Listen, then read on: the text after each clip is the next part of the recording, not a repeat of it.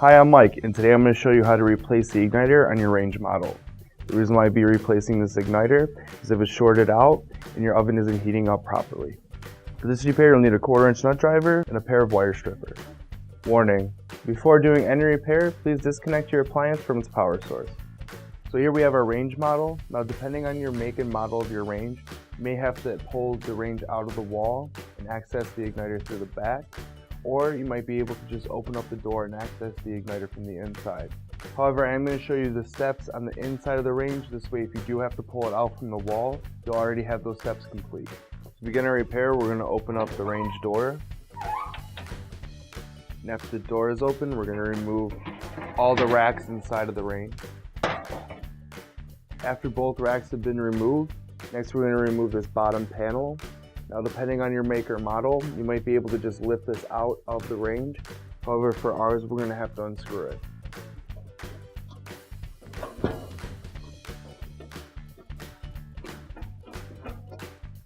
Once you're ready, you can go ahead and lift up on this bottom panel and then slide it forward and lift it out. Once the bottom panel has been removed, we can see that our igniter is located right here. We can also notice that it's burnt out very badly. In order for us to remove the old igniter, we're going to first have to disconnect the wires that connect the wire to the components inside of the range. And we're going to do that by closing the front door and removing the bottom drawer. So once you remove the bottom drawer of the range, we can locate our wires to the igniter, and the wires are going to be located here and located here. We're just going to disconnect this wire by pulling it out of the clip. After both those wires are disconnected, next we're going to remove these two screws. And this will allow us to remove the igniter easier in the next step.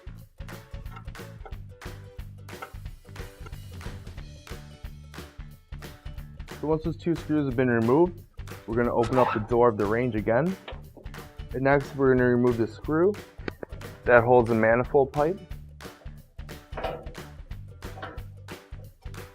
And after that screw has been removed, we're going to be able to turn the pipe. This way we can remove the screws that hold the igniter to the pipe.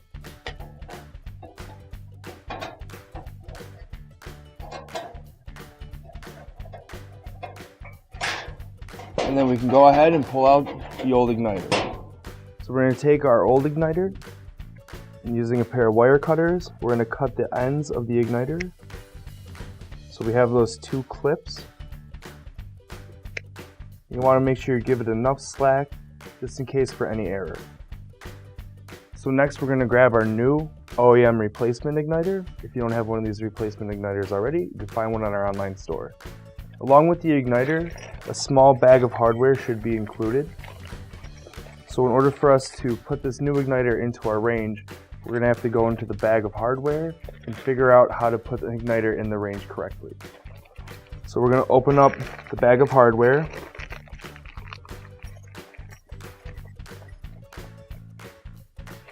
So included in the hardware pack is a mounting bracket, extra screws, and 2 wire connectors.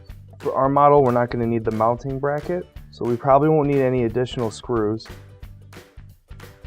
And all we're really going to need are the wire connectors. So we're going to take the ending clips of the old igniter, and we're just going to strip them down until we have bare wire exposed. And we're just going to take the ends of both exposed wires, and we're going to tie them together, and then using a wiring nut, just going to twist that onto both the wires so they stay in place. And we're going to do that for both ending connections.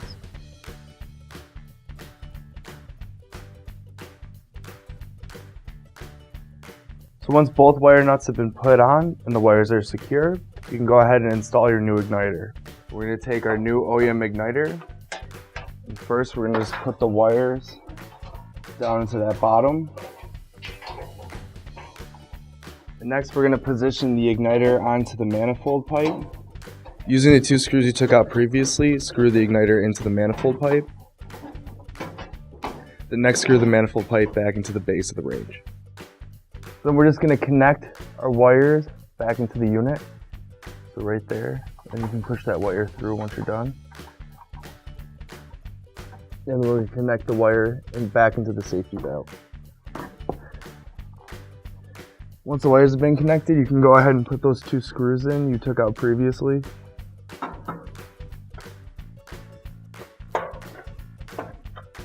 Next, you can go ahead and put in the bottom drawer.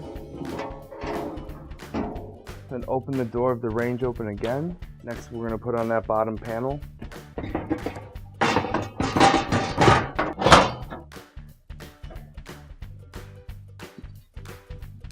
And once the bottom panel has been screwed in and secure, you can go ahead and replace the racks inside of the range. Once your racks have been complete, you shut the oven door and your repair is complete. Finally, don't forget to plug in your appliance.